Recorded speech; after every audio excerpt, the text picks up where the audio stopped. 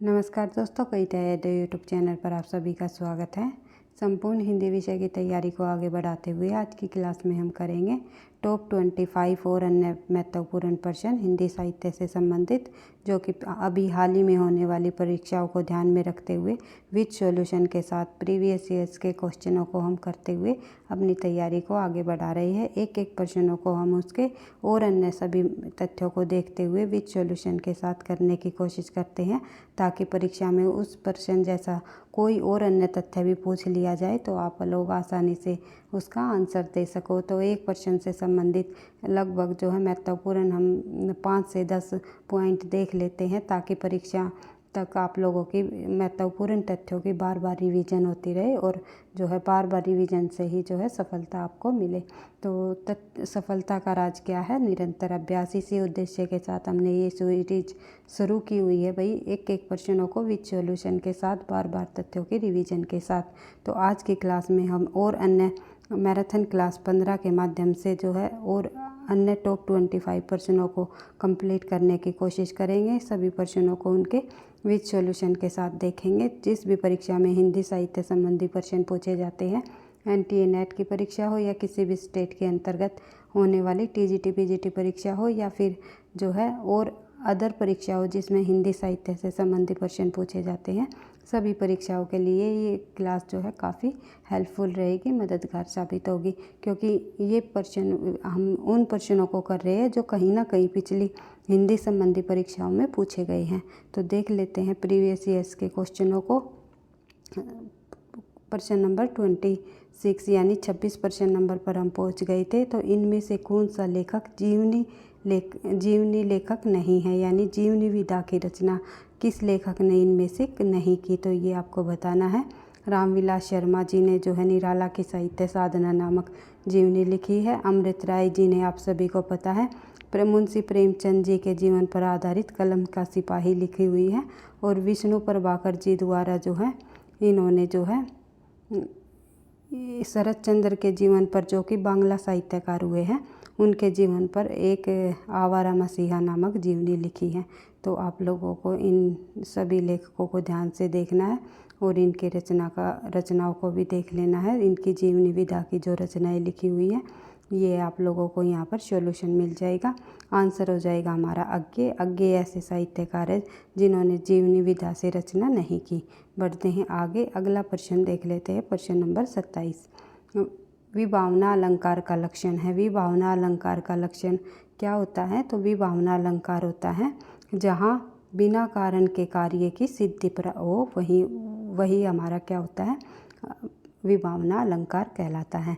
जैसे उदाहरण के रूप में जब आप समझोगे तो बिनु पग चले सुने बिनु काना कर बिनु कर्म करे विधि नाना, यानी कि बिना पैरों के चल रहा है, बिना कानों के सुन रहा है, बिना हाथों से काम कर रहा है, तो ये करे विधि नाना। तो इस प्रकार से जब कारण नहीं है, यानी कि उनके पास पैर नहीं है फिर भी चल पा रहा है, कान नहीं है फिर भी सुन पा रहा है, तो इस प्रकार से बिना कारण के कार्य सिद्धि हो, वहीं पर क्या होगा? हमारा विभावना अलंकार होगा। बढ़ते हैं आगे, अगला प्रश्न देख लेते हैं। प्रश्न नंबर 28 अनुभूति के द्वंद्व से ही प्राणी के जीवन का आरंभ होता है।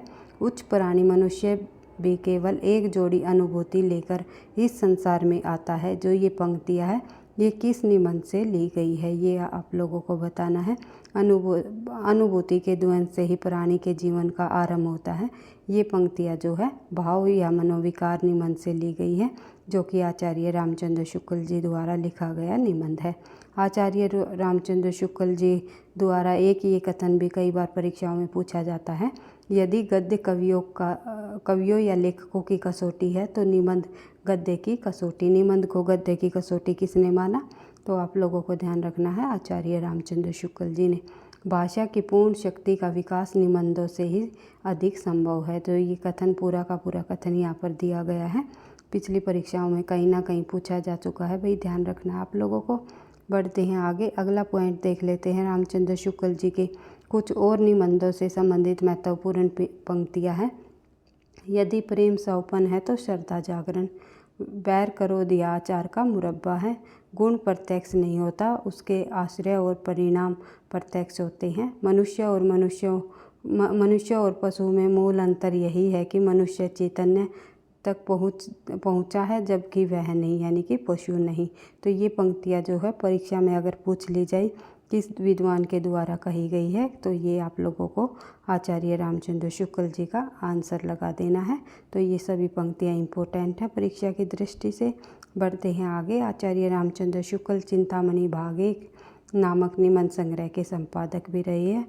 आचार्य रामचंद्र शुक्ल को भाषा और शैली के आधार पर कलात्मक निबंध का जन्मदाता भी माना जाता है। अगर ये पूछ लिया जाए भाषा और शैली के आधार पर निम्नलिखित में से कलात्मक निबंध का जन्मदाता किसे माना जाता है, किस विद्वान को माना जाता है, तो आचार्य रामचंद्र शुक्ल जी को। बढ़ते हैं आगे।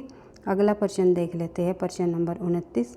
भाई आप लोगों को प्रश्नों से को पढ़ करके ये लग रहा है कि ये आप लोगों की परीक्षाओं के लिए हेल्पफुल है, ये इस प्रकार से ही प्रश्न परीक्षाओं में पूछे जाते हैं। तो प्लीज़ वीडियो को लाइक करते हुए चलना है, और साथ ही जो है अगर चैनल को सब्सक्राइब नहीं किया है तो चैनल को सब्सक्राइब कर लेना, ताकि हर रोज़ हिंदी विषय से संबंधित अधिक से अधिक महत्वपूर्ण तथ्यों की रिवीजन के साथ हम जो क्लासेस की सीरीज़ को आगे बढ़ा रहे हैं, आप लोगों को इससे हेल्प मिल सके। तो देख लेते हैं प्रश्न नंबर 29। निम्नलिखित में से कौन सी रचना गया प्रसाद शुक्ल स्नेही की नहीं है? तो गया प्रसाद शुक्ल स्नेही जी की इनमें से कौन सी रचना नहीं है, ये आप सभी को पता है, क्योंकि सौपन जो रचना है वो रामनरेश त्रिपाठी जी की है। प्रेम पच्चीसी, कुसुमांजलि और कृष्ण क्रंदन, ये सभी रचनाएं जो है गया प्रसाद शुक्ल स्नेही जी की है। तो सौपन रामनरेश त्रिपाठी जी की रचना है। मिलन 1917, पथिक 1920 तथा सौपन 1928, ये 3 रचनाएं बार बार परीक्षाओं में पूछी जाती हैं रामनरेश त्रिपाठी जी की, इनको भी आपको ध्यान रखना है। और कई बार इनका जो है क्रम वाइज लगाने का भी प्रश्न पूछ लिया जाता है, तो ध्यान रखना है, पहले मिलन, फिर पथिक, फिर सौपन। बढ़ते हैं आगे। अगला प्रश्न देख लेते हैं, प्रश्न नंबर 3। ईसा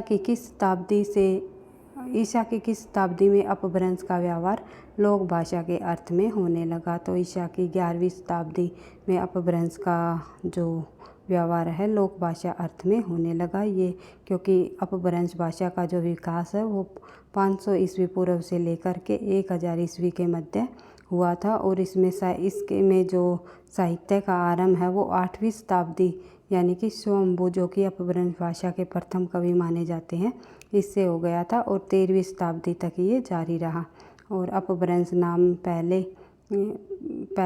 जो है वल्लभी के राजा धारसेन द्वितीय के शिलालेख में मिलता है, जिससे उसने अपने पिता गुहसेन विक्रमी संवत 650 के पहले को संस्कृत, प्राकृत और अपभ्रंश तीनों का कवि कहा है। बढ़ते हैं आगे। भरत मुनि विक्रमी जो सती रही है 3री शताब्दी, उसमें भरत मुनि जी का नाम आता है। संस्कृत के प्रमुख विद्वान हुए हैं भरत मुनि जी, और अपभ्रंश नाम न दे करके उन्होंने लोक भाषा को देश भाषा कहा है। ये प्रश्न भी कई बार पूछा जाता है। अपभ्रंश को लोक भाषा नाम न दे करके देश भाषा नामनिलिखित में से किस विद्वान ने कहा है या किस आचार्य ने कहा है? तो भरत मुनि जी ने कहा है। अपभ्रंश नाम न दे करके लोक भाषा को क्या नाम दिया है? देश भाषा दिया है। बढ़ते हैं आगे। उसके बाद प्रश्न नंबर 31 देख लेते हैं। भाई इनमें से कौन सा अलंकारवादी आचार्य नहीं है? इनमें से कौन सा ऐसा लेखक है जो अलंकारवादी नहीं है, आपको बताना है। तो आंसर हो जाएगा हमारा आनंदवर्धन। आनंदवर्धन जो है एक अलंकारवादी आचार्य नहीं बल्कि ध्वनिवादी आचार्य रहे हैं। जयदेव और केशवदास जी और भामा, ये तीनों के तीनों अलंकारवादी आचार्य रहे हैं। तो अलंकारवादी आचार्य जो जयदेव, केशवदास और भामा रहे हैं, इनके ग्रंथों को भी हम देख लेते हैं। ये आनंदवर्धन जो है ध्वनिवादी आचार्य रहे हैं। भामा का ग्रंथ है काव्य अलंकार, जयदेव का ग्रंथ है चंद्रालोक, और आनंदवर्धन का ग्रंथ है धवनालोक, और केशवदास जी का ग्रंथ है कविप्रिया। इनके ग्रंथों को भी आपको ध्यान रखना है, क्योंकि ये परीक्षाओं में कहीं ना कहीं पिछली परीक्षाओं में पूछे भी जा चुके हैं और आगे भी पूछे जाने की संभावना है। इसी प्रकार से प्रश्नों को पूछा जाता है परीक्षाओं में। तो आप लोगों को एक एक प्रश्नों को उसके सॉल्यूशन के साथ उनको बार बार तथ्यों की रिवीजन करते हुए चलना है, ताकि परीक्षा में आप अधिक से अधिक स्कोर प्राप्त कर सको। बढ़ते हैं आगे। प्रश्न नंबर 32, ब्राह्मण सहोदर किसे कहा जाता है या किसे कहते हैं? आंसर हो जाएगा हमारा रस को। रस को ब्राह्मण सहोदर का नाम दिया गया है, तो रस को ब्राह्मण सहोदर कहा जाता है। तैत्तिरीय उपनिषद में यह मान्यता है कि रसो वेश अर्थात रस आनंद स्वरूप ब्रह्मा है। तो ये परिभाषा भी कई बार पूछ ली जाती है। रसो वेश का अर्थ क्या है? तो रस आनंद स्वरूप है, आनंद स्वरूप ब्रह्मा है। ये कई बार परीक्षाओं में पूछा जाता है इसका अर्थ। तो इस पंक्ति का अर्थ कई बार परीक्षाओं में पूछ लिया गया है, भाई रस वेश है, इसका अर्थ बताइए। तो रस आनंद स्वरूप ब्रह्मा है, इसका ये अर्थ हो जाएगा। और संप्रदाय और प्रणेता, जो संप्रदाय के किस संप्रदाय का प्रवर्तक कौन रहा है, ये हम देख लेते हैं। वक्रोक्ति है भाई, वक्रोक्ति, ये टाइपिंग मिस्टेक हो गया बीच में। तो वक्रोक्ति संप्रदाय के प्रवर्तक कुंतक जी हैं। ध्वनि संप्रदाय के प्रवर्तक आनंदवर्धन है और अलंकार संप्रदाय के प्रवर्तक भामा है। बढ़ते हैं आगे। अगला प्रश्न देख लेते हैं। प्रश्न नंबर 33, अरस्तु के अनुकरण सिद्धांत में कौन सी एक बात नहीं है? अरस्तु ने अनुकरण सिद्धांत जो दिया है उनमें कौन सी एक बात नहीं है, यानी कि कौन सी विशेषता नहीं है और नहीं को आपको ध्यान से देख कर के प्रश्न को पढ़ना है। कविता जगत की अनुकीर्ति है, ये कहा है अनुकरण सिद्धांत के अंतर्गत। अरस्तु जी के जो अनुकरण सिद्धांत है उसमें कहा गया है कि कविता जगत की अनुकीर्ति है, यानी कि कविता जगत की अनुकीर्ति माना है इन्होंने अनुकरण सिद्धांत में। और अनुकरण की प्रतिक्रिया आनंददायक है, ये भी कहा है। और अनुकरण से हमें शिक्षा मिलती है, ये भी बिल्कुल सही है। लेकिन अनुकरण का काव्य प्रकृति का अनुकरण नहीं है, काव्य को प्रकृति का अनुकरण नहीं माना है, बल्कि जो है माना गया है। ये आंसर हो जाएगा हमारा गलत। तो ऑप्शन में हमारा जो विशेषता नहीं दी हुई, तो डी ऑप्शन हमारा सही हो जाएगा। काव्य प्रकृति का अनुकरण नहीं है बल्कि है, ये हो जाएगा। बढ़ते हैं आगे। यह बात अरस्तु के अनुकरण सिद्धांत में नहीं, जबकि कविता जगत की अनुकीर्ति है। अनुकरण की प्रतिक्रिया आनंददायक है और अनुकरण से हमें शिक्षा मिलती है। ये तीनों के तीनों अरस्तु के अनुकरण सिद्धांत की विशेषताएं हैं। बढ़ते हैं आगे। प्रिंसिपल ऑफ लिटरेरी क्रिटिसिज्म पुस्तक के लेखक कौन है? प्रिंसिपल ऑफ लिटरेरी क्रिटिसिज्म पुस्तक के लेखक निम्नलिखित में से जो है रिचर्ड्स रहे हैं। रिचर्ड्स द्वारा ये पुस्तक कई बार परीक्षाओं में पूछी जाती है। जहाँ पर भी काव्य शास्त्र संबंधी प्रश्न पूछे जाते हैं जिन परीक्षाओं में, उनमें पाश्चात्य काव्य शास्त्र से भी संबंधित कई प्रश्नों को पूछ लिया जाता है। तो जितने भी हमारे पाश्चात्य लेखक रहे हैं उनके द्वारा लिखे गए ग्रंथों को भी आपको ध्यान रखना है, किस विद्वान द्वारा कौन सा ग्रंथ लिखा गया। जैसे कि प्रिंसिपल ऑफ लिटरेरी क्रिटिसिज्म नामक ग्रंथ रिचर्ड्स ने लिखा, उसके बाद प्लेटो जी ने लिखा इयोन नाम से ग्रंथ, और क्रोचे जी द्वारा इथेटिक नाम से ग्रंथ लिखा गया। इलियट ने द सेक्रेटरी वुड नामक जो ग्रंथ लिखा। तो ये भी इम्पोर्टेंट है, परीक्षा की दृष्टि से आपको ध्यान रखना है। बढ़ते हैं आगे। अगला प्रश्न देख लेते हैं। प्रश्न नंबर 35, किसकी मान्यता है कि औदात्य अभिव्यक्ति की उच्चता और उत्कृष्टता का नाम है? तो सही आंसर हो जाएगा हमारा लॉन्गजाइन्स। लॉन्गजाइन्स की मान्यता है कि औदात्य अभिव्यक्ति और उच्चता का उत्कृष्टता का नाम है। लॉन्गजाइन्स के ग्रंथ का नाम पेरी ये वही थोड़ा टाइपिंग मिस्टेक है, इस प्रकार आएगा पेरी सुपुष्पु है शायद, भाई ये हो नहीं है यहाँ पर। आई होप आप जो है इस लॉन्गजाइन्स के ग्रंथ को जो है अच्छे से आप चेक करके उसको देख करके कमेंट बॉक्स में लिख करके ये आप बता सकते हो कि इनके ग्रंथ का नाम क्या है लॉन्गजाइन्स के। ये मुझे जहाँ तक ध्यान आ रहा है कि ये हो की जगह शायद पू शब्द आएगा, तो इनके ग्रंथ का नाम है। इस ग्रंथ का सर्वप्रथम प्रकाशन 1554 ईस्वी में हुआ और जो मूलतः यानी कि भाषण शास्त्र की पुस्तक मानी जाती है। कई बार पूछा जा सकता है कि लॉन्ग जाइन्स की जो ग्रंथ है वो या पुस्तक है वो किस प्रकार की पुस्तक है, तो ध्यान रखना है भाषण शास्त्र की। बढ़ते हैं आगे, प्रश्न नंबर 36। अध खिला फूल उपन्यास के लेखक कौन है? तो अध खिला फूल जो उपन्यास लिखा है वो किसके द्वारा लिखा गया है? तो हरिऔध जी द्वारा प्रसिद्ध उपन्यास रहा है इनका अध खिला फूल। प्रकाशन वर्ष 1907 ईस्वी। चौपे चौपते उनका जो मुक्तक श्रेणी का काव्य है। इसके लेखक भी अयोध्या सिंह उपाध्याय हरिऔध जी है। अयोध्या सिंह उपाध्याय हरिऔध की अन्य रचनाएं जब हम देखते हैं उनमें शामिल है मुक्तक काव्य, चोखे चौपते, चुभते चौपते, कल्पलता, बोलचाल, पारिजात और हरिऔध सतसई। ये सभी इनके मुक्तक काव्य है। उपन्यास है इनके ठेठ हिंदी का ठाठ, जो कि कई बार परीक्षाओं में पूछा जाता है, और अध खिला फूल। उसके बाद महाकाव्य है इनके प्रिय प्रवास, विदेही वनवास। बढ़ते हैं आगे, अगला प्रश्न है प्रश्न नंबर 37। हरी बिंदी कहानी की लेखिका कौन है? ये DSSB की परीक्षा में पूछा गया प्रश्न है भाई। हरी बिंदी कहानी की लेखिका निम्नलिखित में से मृदुला गर्ग जी हैं। मृदुला गर्ग द्वारा लिखी गई कहानी हरी बिंदी काफ़ी प्रसिद्ध कहानी है इनकी, और जितनी भी हमारी महिला लेखिकाओं से संबंधित रचनाएं हैं उनको आपको बार बार रिवाइज कर लेना है, ताकि महिला लेखिका से संबंधित भी कोई परीक्षा में रचना पूछ ली जाए तो आसानी से आप उसका आंसर दे सको, क्योंकि 1 या 2 प्रश्न जो है महिला लेखिका से संबंधित, उनकी रचनाओं से संबंधित अवश्य ही पूछे जाते हैं।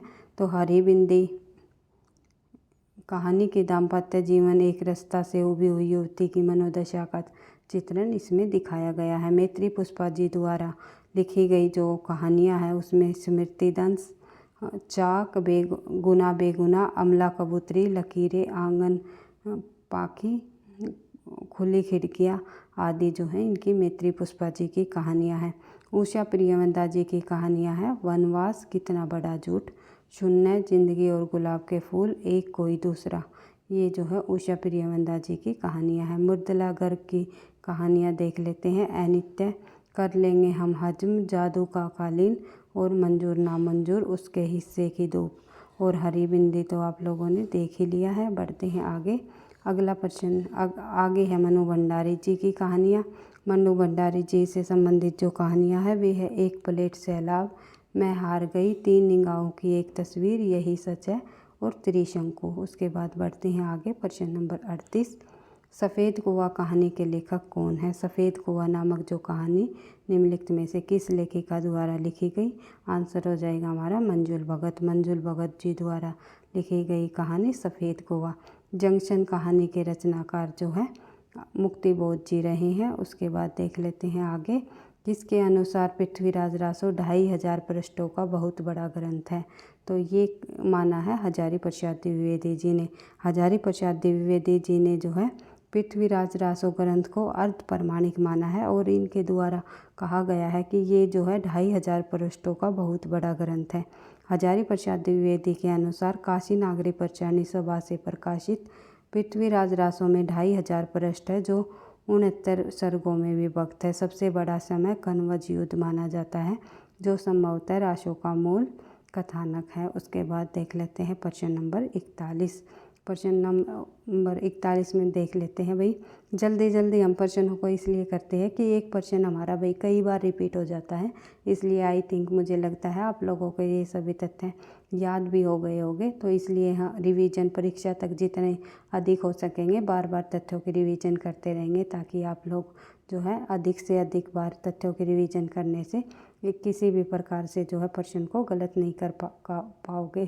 क्योंकि कई बार ऐसा होता है हमारी रिवीजन की कमी होने के कारण जो है हम आते हुए प्रश्नों को गलत कर देते हैं, और तब फिर बाद में हमें पछतावा होता है कि वो ये प्रश्न तो हमारा बिल्कुल पढ़ा हुआ था, पता नहीं कैसे गलत हो गया।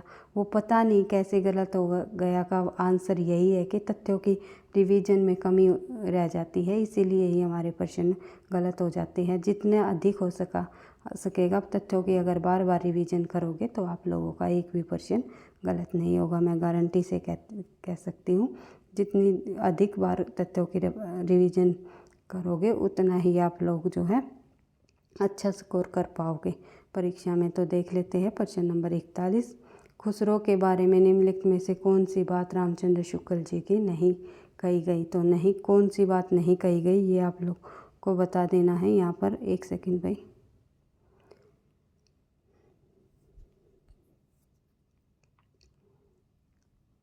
ये फारसी के बहुत बड़े ग्रंथकार थे खुसरो जी, शुक्ल ने माना है, बिल्कुल सही है। वे जनता की सब बातों में पूरा योग देना चाहते थे, ये कथन भी बिल्कुल सही है। और इनकी पहेलियाँ और मुकरिया प्रसिद्ध है। खुसरो में उक्ति व्यक्तित्रीय नहीं था, यानी कि बोलने की जो कहने की बात, अपनी बातें बोलने की जो है उसके अंदर प्रतिभा नहीं थी, ये बोला है। तो ये हो जाएगा हमारा गलत, क्योंकि खुसरो में जो है बहुत ही अधिक उक्ति वैचित्र्य हमें देखने को मिलता है। ये इनकी मुख्य विशेषता रही है खुसरो जी की, उक्ति वैचित्र्य का। लेकिन ये सही है, ये भाई ये गलत है, इसलिए हमारा आंसर हो जाएगा डी। तो निम्नलिखित में से शुक्ल जी द्वारा ये कहा गया है कि खुसरो में उक्ति वैचित्र्य की प्रधानता हमें देखने को मिलती है। बढ़ते हैं आगे। शुक्ल जी के अनुसार अमीर खुसरो के संबंध में निम्नलिखित कथन कहे गए हैं। जैसे कि ये फारसी के बहुत अच्छे ग्रंथकार, अपने समय के नामी कवि है। ये बड़े विनोदी, मिलनसार व सहृदय वाले कवि रहे हैं। इनकी पहेलियाँ और मुकरिया प्रसिद्ध हैं।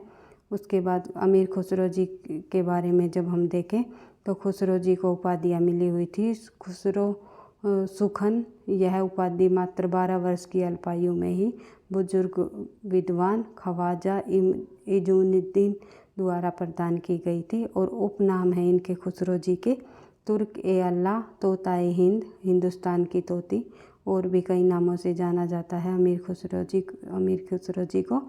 और जो ये गुरु का नाम रहा है इनका निजामुद्दीन औलिया। और प्रमुख रचनाएं रही है खुसरो जी की खालिक बारी, पहेलियाँ, मुकरिया, गज़ल, दो सुखने, नूह सिपर और नजरान ए हिंद, हालात ए कन्हैया। ये सभी रचनाएं अमीर खुसरो जी की है। और नूह सिपर जो है इनकी खड़ी बोली से संबंधित रचना रही है, ये भी आपको ध्यान रखना है।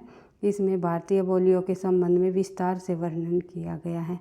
इनको हिंदू इस्लामी संवित संस्कृति का प्रथम प्रतिनिधि कवि भी माना जाता है अमीर खुसरो जी को। और खड़ी बोली हिंदी के प्रथम कवि भी माने जाते हैं अमीर खुसरो जी। खड़ी बोली शब्द का सबसे पहले प्रयोग अमीर खुसरो जी द्वारा ही किया गया। ये भी कई बार परीक्षा में प्रश्न बन जाता है और आपको ध्यान रखना है। ब्रज और अवधि को मिलाकर काव्य रचना करने का आरंभ इन्हीं को जाता है।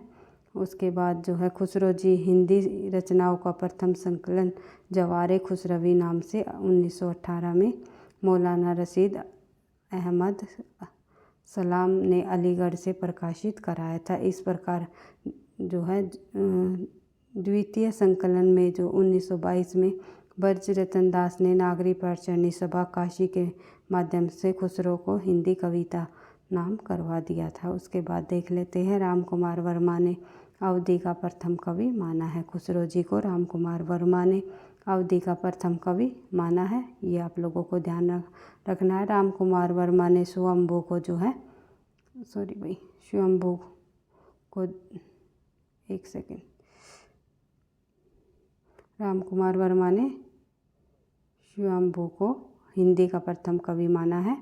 और हिंदी का प्रथम कवि स्वयंभू को माना गया है, जो कि स्वयंभू अपभ्रंश के प्रथम कवि है। अपभ्रंश के प्रथम कवि स्वयंभू को ही राम कुमार वर्मा ने हिंदी का प्रथम कवि माना है।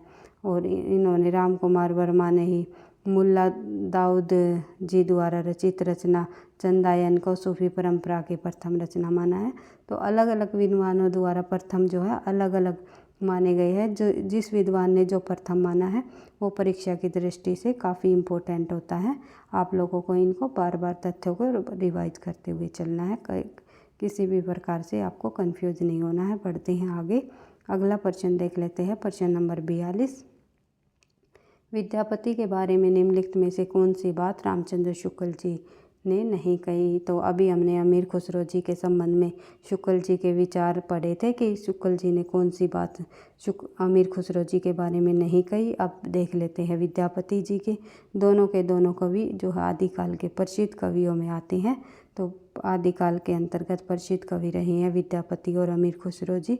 तो विद्यापति ने अपने समय में प्रचलित मैथिली भाषा का व्यवहार किया, ये बिल्कुल सही है। उसके बाद विद्यापति को बंगभाषी वाले पसंद नहीं थे, ये आंसर हो जाएगा हमारा, क्योंकि विद्यापति को बंगभाषी वाले जो है काफ़ी पसंद थे। उसके बाद विद्यापति के पद जो है अधिकतर श्रृंगार के ही है, ये बिल्कुल सही है, क्योंकि अधिकतर जो पदावली जो विद्यापति द्वारा जो रचना लिखी गई है पदावली, उसमें हमारे श्रृंगार के पद अधिक हैं और विद्यापति शिव है, बिल्कुल सही है। क्योंकि कई लोगों को भ्रम हो जाता है विद्यापति की पदावली को पढ़कर कि ये वैष्णव है, लेकिन विद्यापति शिव की भक्ति करते थे, शिव है। उसके बाद देख लेते हैं विद्यापति 1352 ईस्वी में इनका जन्म हुआ और 1448 में इनकी मृत्यु हो गई। मैथिली और संस्कृत कवि, संगीतकार, लेखक और दरबारी राजा, राजपुरोहित आदि रहे हैं। संगीतकार यानी कि इन्होंने काफ़ी सारे जो संगीत वादकों का भी आविष्कार किया है, जैसे कि तबला, सितार आदि जो हैं इनके द्वारा आविष्कार किया गया। और वह शिव के भक्त थे, लेकिन उन्होंने प्रेम गीत और भक्ति वैष्णव के गीत भी लिखे थे और उन्हें मैथिल कोकिल के नाम से भी जाना जाता है। मैथिल कोकिल, कवि कंठाभरण, अभिनव, जयदेव आदि नामों से विद्यापति जी को जाना जाता है। बढ़ते हैं आगे, अगला प्रश्न देख लेते हैं। प्रश्न नंबर 43, गोरख जगायो जोग भक्ति भगायो भोग लोग, किसने के द्वारा लिखी गई ये पंक्तियाँ हैं? गोरख जगायो जोग भक्ति भगायो लोग, ये पंक्तियाँ जो है तुलसीदास जी की प्रसिद्ध पंक्तियाँ हैं। बढ़ते हैं आगे, अगला प्रश्न देख लेते हैं। हिंदी साहित्य के आदिकाल को चारण काल सर्वप्रथम किसने कहा है? हिंदी साहित्य के आदिकाल को अलग अलग विद्वानों ने अपने अलग अलग नाम दिए हैं। किसी ने हिंदी साहित्य के इतिहास को वीर काल कहा है, किसी ने वीर गाथा काल कहा है, किसी ने चारण काल कहा है, तो किसी ने सिद्ध सामंत काल कहा है, किसी ने बीचवप काल कहा है, तो किसी ने आदिकाल को आदिकाल का ही नाम दिया। तो अलग अलग विद्वानों द्वारा अलग अलग नाम दिए गए। कुछ प्रमुख नाम यहाँ पर हम देख लेते हैं और साथ ही ये देख लेते हैं चारण काल कहने वाले प्रथम विद्वान कौन रहे। तो आदिकाल को चारण काल कहने वाले विद्वान हैं निम्नलिखित में से भाई जॉर्ज गिरियसन का नाम यहाँ आएगा। तो आपको कंफ्यूज नहीं होना है, क्योंकि यहाँ पर मैं एक चीज़ आपको समझा देती हूँ। राम कुमार वर्मा और जॉर्ज गिरियसन दोनों ऐसे विद्वान हैं जिन्होंने आदिकाल का नाम चारण काल दिया है। तो परीक्षा में ये पूछ लिया जाए सर्वप्रथम चारण काल कहने वाले विद्वान कौन है? जॉर्ज गिरियसन, क्योंकि जॉर्ज गिरियसन ने पूरे के पूरे आदिकाल को चारण काल नाम दिया है, लेकिन राम कुमार वर्मा ने आदिकाल को 2 भागों में बांटा है, चारण काल और संधि काल। पहले आएगा संधि काल और फिर आएगा संधि काल, भाई संधि काल और चारण काल, इन 2 भागों में बांटा है राम कुमार वर्मा ने। तो पहले संधि काल का समय रखा, फिर उन्होंने चारण काल का समय रखा, लेकिन जॉर्ज गिरियसन ने पूरे के पूरे आदिकाल को क्या नाम दिया है? चारण काल नाम दिया है। ये तथ्य आपको ध्यान रखना है, इसीलिए इस प्रश्न का आंसर हमारा ए होगा। बढ़ते हैं आगे, और अन्य विद्वानों द्वारा आदिकाल को क्या क्या नाम दिया गया है ये भी हम देख लेते हैं। वीर गाथा काल आचार्य रामचंद्र शुक्ल ने कहा, लेकिन वीर काल पूछ लिया जाए तो विश्वनाथ प्रसाद मिश्र जी ने कहा। चारण काल हमने देख ही लिया, जॉर्ज गिरियसन और राम कुमार वर्मा जी द्वारा कहा गया। सिद्ध सामंत काल कहा आदिकाल को राहुल संस्कृतायन ने। बीज वपन काल कहा महावीर प्रसाद द्विवेदी ने। आरंभिक काल कहा मिश्र बंधुओं ने और आदिकाल कहा हजारी प्रसाद द्विवेदी ने। उसके बाद देख लेते हैं प्रश्न नंबर 45 माई न होता बाप न होते कर्म न होता काया, हम नहीं होते तुम नहीं होते तो कौन कहाँ ते आया। जो ये पंक्तियाँ है ये नामदेव जी की हैं, ये भी आपको ध्यान रखना है। बढ़ते हैं आगे, अगला प्रश्न देख लेते हैं भाई। निम्नलिखित में से सगुण भक्ति शाखा का कवि नहीं है, इनमें से सगुण भक्ति शाखा के कवि कौन से नहीं हैं? नंददास, कृष्णदास और कुम्भन दास, तीनों के तीनों अष्टछाप के कवि रहे हैं। कृष्ण भक्ति से संबंधित इन्होंने रचनाएं की है, तो ये सगुण भक्ति के अंतर्गत आते हैं। तो सगुण कृष्ण भक्ति शाखा के कवि रहे हैं, लेकिन कृपाराम जो है हमारे ये सगुण कृष्ण भक्ति की शाखा के कवि नहीं है। कृपाराम हिंदी के काव्य शास्त्र के प्रथम लेखक है, जो 16वीं शताब्दी के पूर्वार्ध में हुए। इनकी एकमात्र ज्ञात रचना है हितरंगिणी।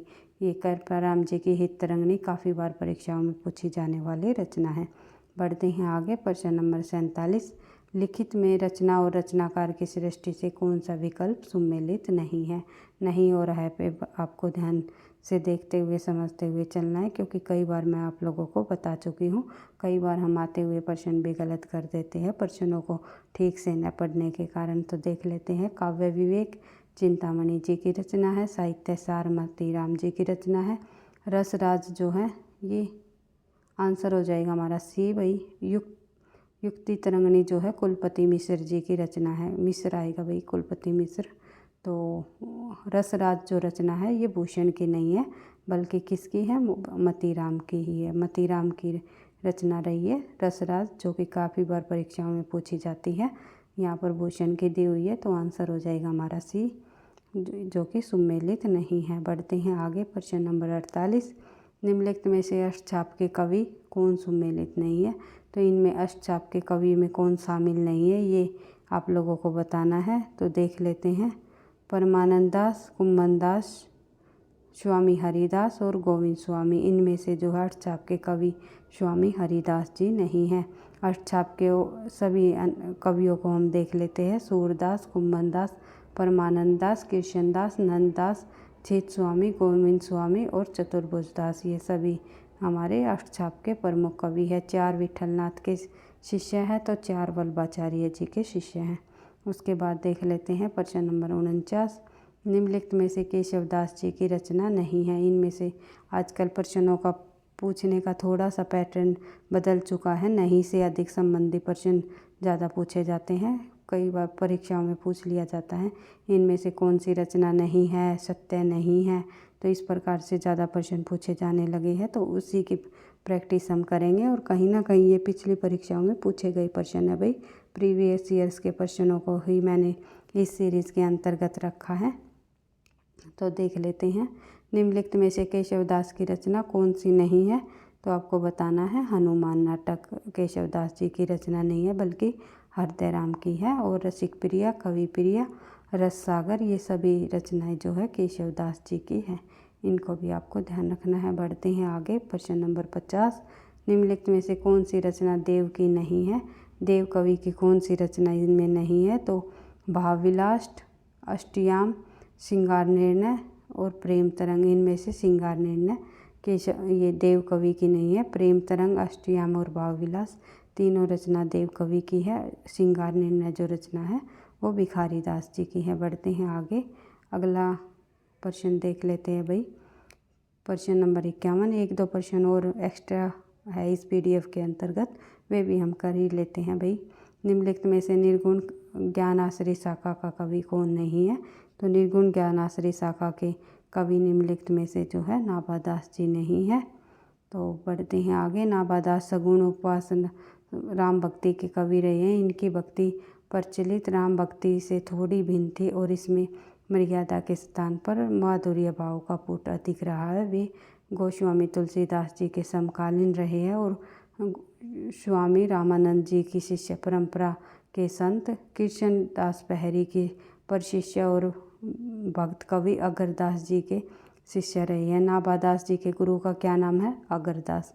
ये कई बार परीक्षाओं में पूछा जाता है। नाभादास की 3 कीर्तियाँ उपलब्ध है, जैसे कि भक्तमाल, अष्टयाम और राम भक्ति संबंधी सपोर्ट पद। भक्तमाल में लगभग 200 भक्तों का जीवन चित्रगान दिया गया है। अष्टयाम इनका ब्रज भाषा गद्य और पद दोनों से पृथक पृथक उपलब्ध, दोनों में अलग अलग रूप से मिलता है। पढ़ते हैं आगे। ये प्रश्न कई बार परीक्षा में पूछ लिया जाता है भाई। भक्तमाल में लगभग कितने भक्तों का जीवन चरित्र प्रस्तुत किया है नाभादास जी ने। तो ध्यान रखना है 200 भक्तों का। पढ़ते हैं आगे। प्रश्न नंबर 52 देख लेते हैं। निम्नलिखित में से रास पंचअदायी के रचयिता कौन है? तो रास पंचअदायी नंददास जी की प्रसिद्ध रचना है। बढ़ते हैं आगे। नंददास जी रचनाकार रहे रास पंचअदायी की। नंददास विधा है खंड काव्य, विषय है श्रीमद् भागवत की 5 अध्यायों में विभक्त है, रोला छंद में रचित है, लौकिक पारलौकिक प्रेम में समन्वय के रूप में इसका चित्रण किया हुआ है और कृष्ण लीला का वर्णन इसमें मिलता है। रास पंचअदायी में वियोगी हरि ने इसे हिंदी का गीत गोविंद भी कहा है। नंददास के जन्म की बात करें तो 1533 में अष्टछाप के प्रमुख कवियों में रहे हैं। गुरु इनके नंददास जी के गुरु विठलनाथ है। अष्टछाप के सबसे जो छोटे कवि माने जाते हैं नंददास जी सबसे कनिष्ठ कवि और सबसे बड़े कवि कुम्भन दास जी रहे हैं। और मुख्य रचनाएं जो हैं नंददास जी की अनेकार्थ मंजरी, मान मंजरी, रस मंजरी, रूप मंजरी, श्याम सगाई कई बार पूछ ली जाती है, रुक्मणी मंगल और भंवर गीत। ये सभी रचनाएं भंवर गीत जो है सूरदास के भ्रमर गीत से ही जो है आधार बना करके लिखी गई है। तो ये सभी रचनाएं नंददास जी की है और बार बार परीक्षाओं में पूछी जाती हैं। तो इन सभी रचनाओं को आपको ध्यान रखना है। तो आज की क्लास में हमने लगभग 26-27 प्रश्नों को कंप्लीट कर लिया है विद सॉल्यूशन के साथ। इसी तरह निरंतरता के साथ अभ्यास करते हुए हर रोज़ हिंदी विषय से संबंधित नए प्रश्नों को और पिछले परीक्षाओं में पूछे गए प्रश्नों को करते हुए विद सॉल्यूशन के साथ हम आगे बढ़ते रहेंगे, क्योंकि जितनी तथ्यों की अधिक महत्वपूर्ण तथ्यों की हम अधिक से अधिक रिवीजन करेंगे उतने ही हम अच्छा स्कोर कर पाएंगे। एक अच्छा स्कोर पाने के लिए आप लोगों की इस सीरीज़ को आप लोगों को से जुड़ने के भी आप लोगों को बहुत ही आवश्यकता है, क्योंकि मैंने ज़्यादातर जितना भी एनालिसिस किया है हम प्रश्नों को या कंटेंट को पढ़ते हुए चलते हैं लेकिन बार बार रिवीजन नहीं कर पाते, उसी से हमारी जो है तैयारी में कमी रह जाती है, इसलिए हमारा स्कोर नहीं बन पाता है। तो इस सीरीज़ के माध्यम से हम जो है अधिक से अधिक प्रश्नों का अभ्यास करते हुए ही आगे बढ़ते रहेंगे और जितने भी पिछली परीक्षाओं में पूछे गए प्रश्न हैं उनको करते हुए हर रोज़ हिंदी विषय से संबंधित अधिक से अधिक प्रश्नों के अभ्यास के साथ तैयारी को आगे बढ़ाते रहेंगे। एक बार फिर से कहना चाहूँगी भाई, वीडियो आपको पसंद आती है, लगता है आपकी परीक्षाओं के लिए एक जो है प्रश्न हेल्पफुल है, तो प्लीज़ वीडियो को लाइक कर दिया करो, क्योंकि आपके लाइक और कमेंट से मुझे नेक्स्ट क्लास बनाने का मोटिवेशन भी मिलता है। पढ़ते रहना, आगे बढ़ते रहना। थैंक यू, धन्यवाद।